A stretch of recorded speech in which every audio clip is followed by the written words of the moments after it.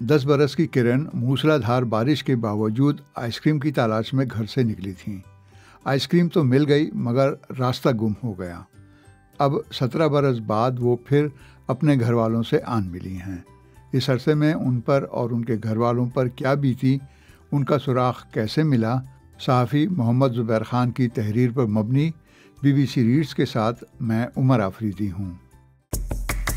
آپ سن رہے ہیں BBC ریڈز۔ اس دردناک کہانی کی شروعات 17 برس قبل اسلام آباد کے سیکٹر G10 کی ایک سڑک سے ہوئی تھی۔ پنجاب کے ضلع قصور کے چھوٹے سے گاؤں سے تعلق رکھنے والی کرن ان دنوں اسلام آباد میں اپنی پھوپھی کے یہاں ٹھہری ہوئی تھیں۔ کرن کا کہنا ہے کہ وہ گھر سے آئس کریم لینے کے لیے نکلیں مگر بارش میں وہ راستہ بھول گئیں۔ کرن کے والدین اور بہن بھائیوں کو کئی مرتبہ تلاش کرنے کی کوشش کی گئی مگر کامیابی نہیں ملی۔ بالآخر محکمہ پولیس کے سیو سٹی پروجیکٹ کے تعاون سے کرن اب اپنے گھر پہنچ گئی ہیں۔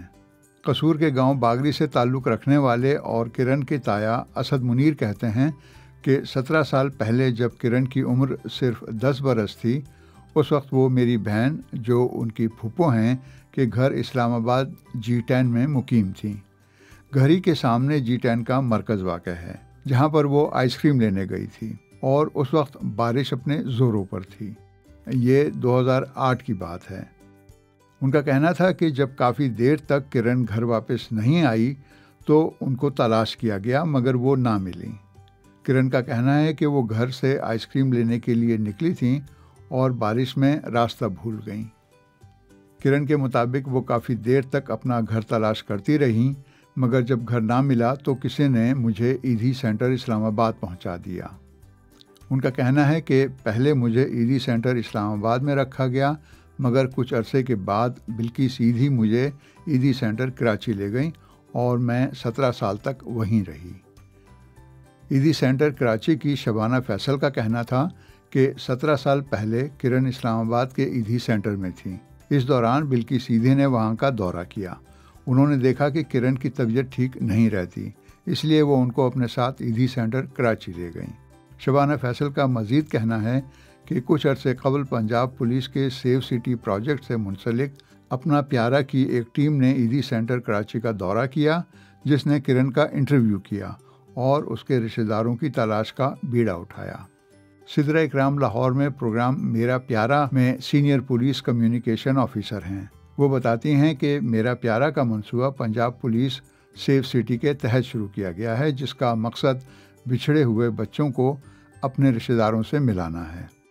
یہ منصوبہ گزشتہ سال شروع کیا گیا تھا۔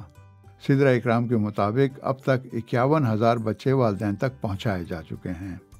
ان کا کہنا تھا کہ اس مقصد کے لیے ڈیجیٹل ذرائع کے علاوہ پولیس ذرائع کو بھی استعمال کیا جاتا ہے اور ہماری ٹیمیں مختلف اداروں میں جہاں پر لاوارث بچوں کو رکھا جاتا ہے بچوں کا انٹرویو کرتی ہیں اور پھر اس انٹرویو اور حاصل ہونے والی معلومات کی بنیاد پر بچے کے رشتہ داروں کو تلاش کیا جاتا ہے۔ انہوں نے بتایا کہ کرن کے معاملے میں بھی ایسا ہی ہوا کہ ہماری ایک ٹیم نے ایدھی سینٹر کراچی کا دورہ کیا جس میں دیگر لاوارث لوگوں کے علاوہ کرن کا انٹرویو اور معلومات بھی لی گئیں۔ کرن کو زیادہ کچھ یاد نہیں تھا۔ بنیادی طور پہ یہ ضلع قصور کے علاقے کی رہائشی تھیں۔ اسلام آباد میں یہ اپنے رشتہ داروں کے ہاں مقیم تھیں۔ سدرہ اکرام کا کہنا تھا کہ کرن کو اپنے والد کا نام عبدالمجید اور اپنے گاؤں کا نام بھی یاد تھا۔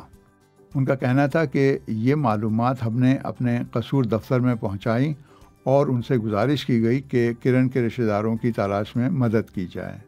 مبشر فیاض پولیس کمیونیکیشن آفیسر قصور بتاتے ہیں کہ جب کرن کی معلومات ان تک پہنچیں تو اس میں گاؤں کا نام اور والد کا نام موجود تھا جو ان کے لیے مددگار ثابت ہوا۔ مبشر فیاض کہتے ہیں کہ سب سے پہلے ہم نے علاقے کے نمبردار اور علاقے کے پرانے لوگوں سے رابطہ کیا۔ ان سے عبدالمجید کا پتہ کیا تو پتہ چلا کہ کئی عبدالمجید ہیں۔ ہم نے لوگوں کو کرن کی بچپن کی تصاویر دکھائیں مگر وہ شناخت نہیں کر پا رہے تھے۔ ان کا کہنا تھا کہ اب اتنے زیادہ عبدالمجید نام کے لوگوں سے رابطہ کرنا ممکن نہیں تھا۔ کچھ معاملات کے اندر پرانے پولیس اہلکار اور پولیس چوکیوں اور تھانے کے اہلکار بھی بڑے مددگار ثابت ہوئے۔ ان کے مطابق اس معاملے میں بھی ہم نے علاقے کی چوکی کے پرانے اہلکاروں سے رابطہ قائم کیا تو انہوں نے بتایا کہ کچھ سال قبل کرن نام کی ایک بچی لاپتہ ہوئی تھی اور ان کو بہت تلاش کیا گیا تھا۔ مبشر فیاض کہتے ہیں کہ اس اہلکار نے ہمیں بتایا کہ اس کے متعلق اطلاعی رپورٹ بھی درج کی گئی تھی۔ یوں اس اہلکار سے ہمیں اپنا مطلوبہ علاقے تک پہنچنے میں مدد ملی، جہاں پر ہم نے مساجد میں اعلانات کروائے اور وہاں کے پرانے لوگوں سے ملے۔ وہاں سے ہمیں پتہ چلا کہ ایک عبد المجید کے خاندان کی بچی 17 سال پہلے لاپتہ ہوئی تھی۔ ان کا کہنا تھا کہ سارے دن کی محنت رنگ لا رہی تھی اور ہم عبد المجید کے قریب پہنچ چکے تھے۔ جب ان کے علاقے میں پہنچے تو وہاں کے کافی لوگوں کو یہ واقعہ یاد تھا جنہوں نے ہمیں عبد المجید کے گھر پہنچا دیا۔ مبشر فیاض کہتے ہیں کہ انہوں نے عبد المجید کو تصاویر دکھائیں، انہوں نے ہمیں خاندان کے ہمراہ لیے گروپ فوٹو دکھائے اور ساتھ میں فارم بھی دکھایا جس میں کرن کی تفصیلات درج تھیں۔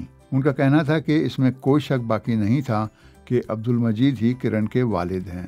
جس کے بعد ویڈیو کال ہوئی، باپ بیٹی اور خاندان نے کرن سے بات کی اور پھر یہ کراچی چلے گئے، جہاں پر تمام قانونی کارروائی کے بعد کرن کو ان کے والد کے حوالے کر دیا گیا۔ کرن کے تایا اسد منیر اپنی بھتیجی کی گمشدگی کا ذکر کرتے ہوئے کہتے ہیں کہ کرن عبد المجید کی بڑی بیٹی تھی۔ اب کرن سمیت ان کے 5 بچے ہیں، مگر جب سے وہ لاپتہ ہوئی تھیں اس وقت سے اب تک میں نے ہمیشہ عبد المجید کی آنکھوں میں آنسو ہی دیکھے ہیں۔ ان کے مطابق ہمیشہ وہ اپنی بیٹی کا ذکر کرتے تو یہ کہتے تھے کہ وہ زندہ بھی ہے کہ نہیں۔ ہمیشہ یہ بات کرتے تھے کہ ان کی بیٹی کس حال میں ہوگی۔ ان کا کہنا تھا کہ بیٹی کے لاپتہ ہونے کا دکھ ان کو وقت سے پہلے بوڑھا کر گیا۔ جب عبد المجید نے اپنی بیٹی کی شناخت کی تو سب سے پہلے مجھے بتایا اور میں نے دیکھا کہ پہلے ان کی آنکھوں میں دکھ کے آنسو ہوتے تھے اور اب خوشی کے آنسو ہیں۔ کرن نے مقامی میڈیا سے گفتگو کرتے ہوئے بتایا کہ انہیں اپنے والد اور بہن بھائیوں سے مل کر بہت خوشی ہوئی ہے۔ انہوں نے بتایا کہ وہ عیدی سینٹر سے کھانا پکانے اور سلائی کا ہنر اور تعلیم و تربیت حاصل کر کے گھر لوٹی ہیں۔ عیدی سینٹر کے بارے میں انہوں نے کہا کہ مشکل وقت میں انہوں نے مجھے آگے بڑھنے کا حوصلہ اور ہمت دی۔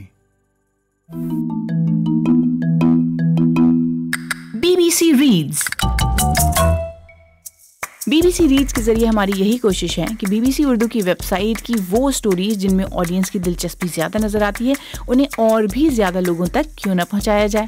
تو ہم پڑھیں اور آپ سنیے اور اپنے دوستوں اور ساتھیوں کو بھی سنائیے۔